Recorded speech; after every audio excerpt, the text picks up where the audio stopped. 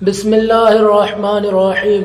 حضرت عبداللہ بن عمر رضی اللہ عنہما فرماتے ہیں کہ میں نے نبی کریم صلی اللہ علیہ وسلم کو یہ ارشاد فرماتے ہوئے سنا، تم میں سے پہلے کسی امت کے 3 شخص ایک ساتھ سفر پر نکلے، چلتے چلتے رات ہو گئی، رات گزارنے کے لیے وہ ایک غار میں داخل ہو گئے۔ اسی دوران پہاڑ سے ایک چٹان گری جس نے غار کا منہ بند کر دیا۔ یہ دیکھ کر وہ بہت گھبرا گئے اور انہوں نے کہا کہ اس چٹان سے کس طرح نجات پائی جائے۔ اس سے نجات کی یہی ایک صورت ہے کہ سب کے سب اپنے اعمال صالحہ کے ذریعے اللہ رب العزت سے دعا کرے۔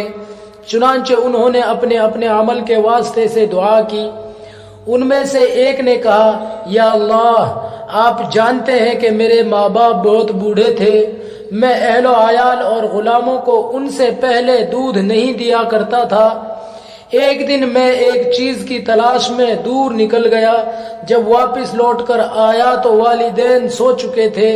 پھر بھی میں نے ان کے لیے شام کا دودھ دوہا اور اسے پیالے میں لے کر ان کی خدمت میں حاضر ہوا تو دیکھا کہ وہ اس وقت بھی سو رہے ہیں۔ میں نے ان کو جگانا پسند نہیں کیا اور ان سے پہلے اہل و عیال اور غلاموں کو دودھ پلانا بھی گوارا نہ کیا۔ میں دودھ کا پیالہ ہاتھ میں لیے ان کے سرہانے کھڑا، ان کے جاگنے کا انتظار کرتا رہا یہاں تک کہ صبح ہو گئی اور وہ بیدار ہوئے تو میں نے انہیں دودھ دیا۔ اس وقت انہوں نے اپنے شام کے حصے کا دودھ پیا۔ یا رب العالمین، اگر میں نے یہ کام صرف آپ کی خوشنودی کے لیے کیا تھا تو ہم اس چٹان کی وجہ سے جس مصیبت میں پھنس گئے ہیں اس سے ہمیں نجات عطا فرما۔ اس دعا کے نتیجے میں وہ چٹان تھوڑی سی سرک گئی لیکن باہر نکلنا ممکن نہ تھا۔ رسول اکرم صلی اللہ علیہ وسلم ارشاد فرماتے ہیں کہ دوسرے شخص نے دعا کی، یا اللہ، میری ایک چچا زاد بہن تھی جو مجھے سب سے زیادہ محبوب تھی۔ میں نے ایک مرتبہ اس سے اپنی نفسانی خواہش پوری کرنے کا ارادہ کیا لیکن وہ راضی نہ ہوئی، یہاں تک کہ ایک وقت آیا کہ اس کی غریبی اور تنگ دستی نے میرے پاس آنے پر مجبور کر دیا۔ میں نے اسے اس شرط پر 120 دینار دیے کہ وہ تنہائی میں مجھ سے آ کر ملے۔ وہ آمادہ ہو گئی، یہاں تک کہ جب میں اس پر قابو پا چکا اور قریب تھا کہ میں اپنی نفسانی خواہش پوری کروں تو اس نے کہا کہ میں تمہارے لیے اس بات کو حلال نہیں سمجھتی کہ تم ایک غیر محرم کے ساتھ ناحق تعلق جوڑو۔ یہ سن کر میں اپنے برے ارادے سے باز آ گیا اور میں اس سے دور ہو گیا، حالانکہ مجھے اس سے بہت زیادہ محبت تھی اور میں نے وہ سونے کے دینار بھی چھوڑ دیے جو اسے دیے تھے۔ یا اللہ، اگر میں نے یہ کام آپ کی رضا کے لیے کیا تھا تو ہماری اس مصیبت کو دور فرما دے۔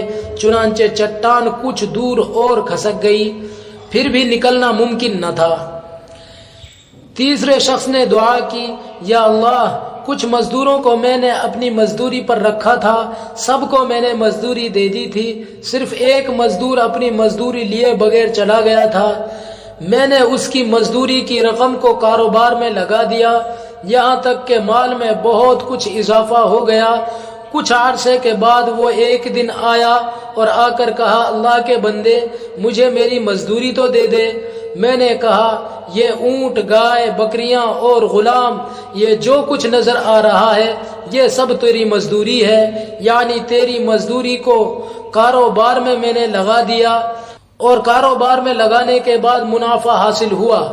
اس نے کہا، اللہ کے بندے، مذاق نہ کر۔